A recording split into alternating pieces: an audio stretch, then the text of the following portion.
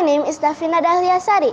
Today, I want to talk to you about how to unite people together, as in respecting each other and working together, and how I have experienced this in my own life. Let's talk about how me and my classmates were cleaning the classroom and got into a huge argument.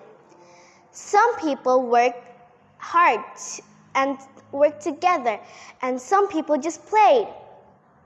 Until all of a sudden, one of my friends cried because he was screamed at by a classmate. And then one of my friends suddenly stepped up as a leader, and she asked what was all the commotion about. And then she suggested that we work into two big teams.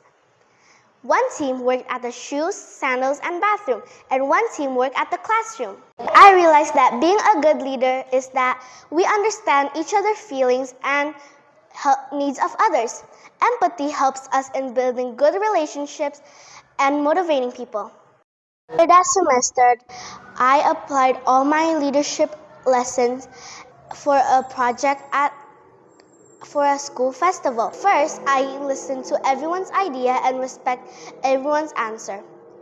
And then I combined all of them together, and everyone agreed on my idea because they all got the idea they wanted, and when we were working together, it went smoothly and everyone was working together.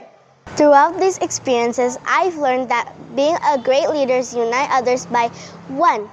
Making everyone feel heard. 2.